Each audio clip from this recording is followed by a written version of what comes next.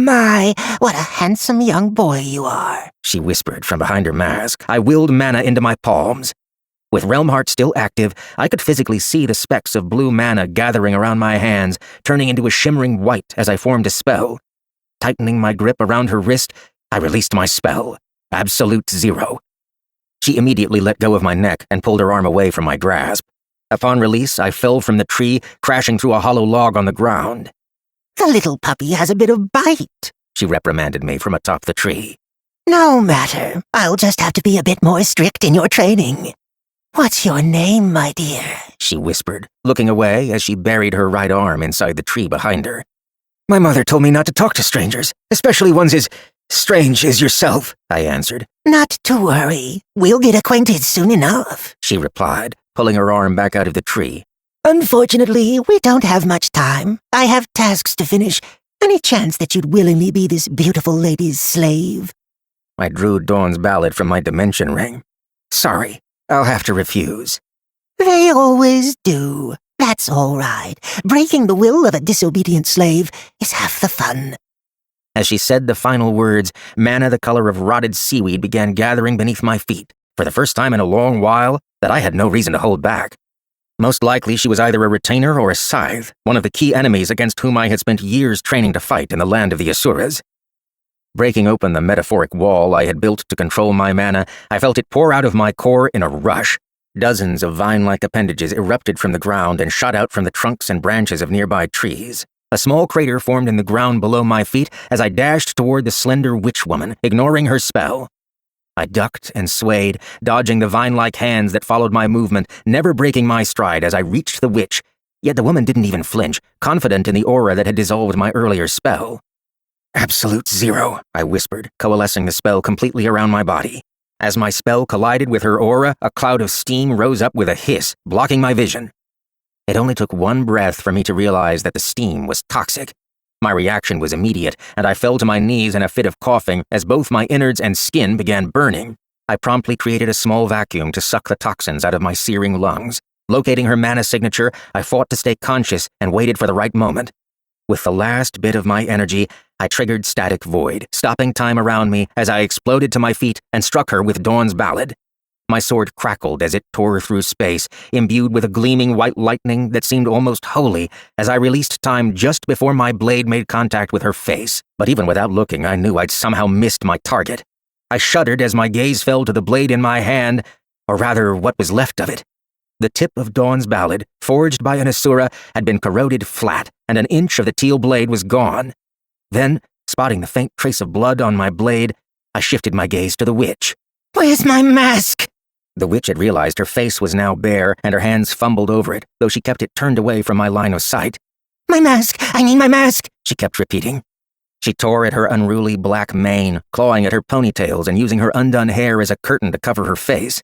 She kneeled on the ground, muttering as she gathered the small shards of her shattered mask. "My mask!" she screeched, gripping at the shards until her hands bled. The faint purple particles of ether started vibrating as I activated Static Void once more. Ignoring my body's protests, I rushed forward to strike the witch before the corroding aura completely enveloped her again.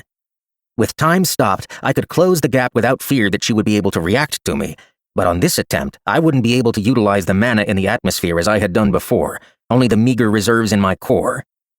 Jagged vines of white crackled around the teal blade of my sword as I advanced on the witch. I tugged at Dawn's ballad, wanting nothing more than to retreat. It wasn't just her gnarled skin, which looked more aged than the bark of the centuries-old trees surrounding us, or the two narrow slits between her sunken cheeks. It wasn't even her thin, leathery lips, darker than her hair, or her jagged, yellow-stained teeth. It was her blood-curdling stare, radiating from a ghoulish pair of misshapen eyes that filled me with a sense of dread. "Now that you've seen me in this state, I'm afraid I can't keep you as a pet," she muttered. I winced involuntarily as she spoke.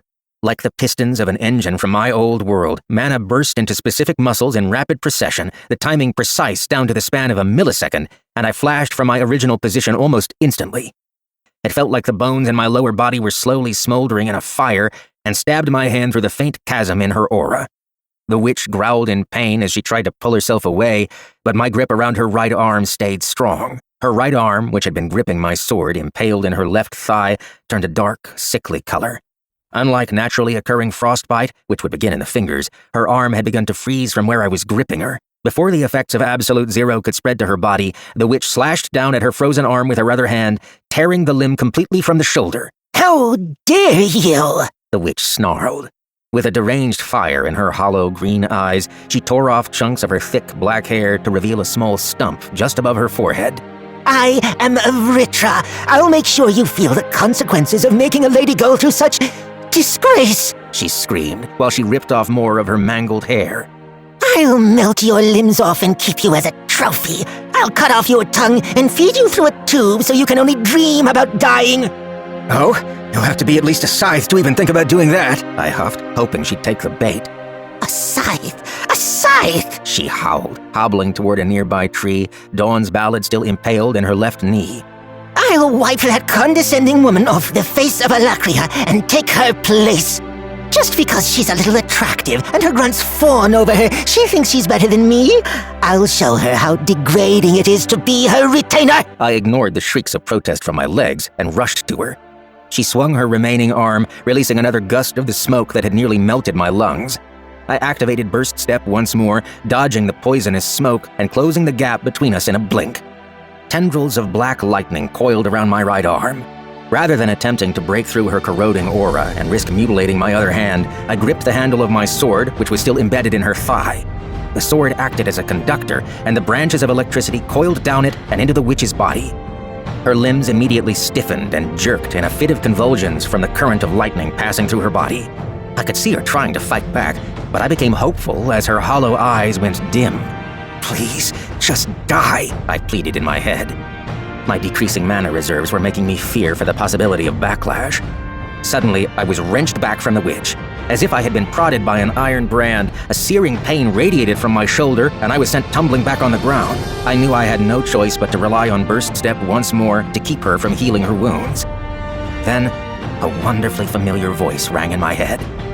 "Arthur!" Sylvie cried, just as I saw her shadow ripple across the forest floor.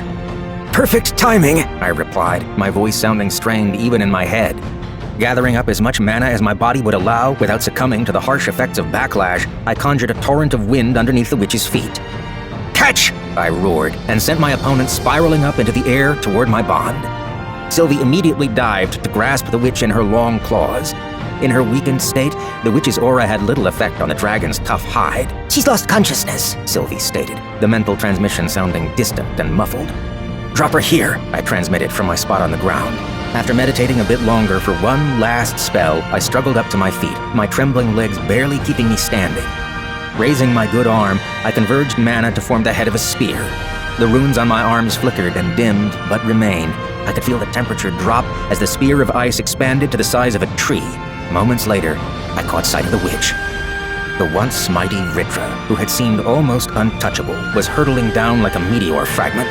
Sylvie must have thrown her, judging by the speed at which she was plummeting toward me. The Vritra's mangled body plummeted right into the tip of my spear, impacting with the force of a catapult stone. The earthen brace collapsed, and I slumped to the ground at the same instant that the witch struck the earth. I fell in and out of consciousness as I tumbled across the ground, blown away by the ferocity of her impact, until the trunk of a large tree finally stopped me. "Hang on, Papa," Sylvie cried. "I thought it was beneath you to call me Papa," I managed, my consciousness faltering. She remained silent, but I could feel the rampant emotions leaking out of her. Desperation, guilt, anger, sorrow.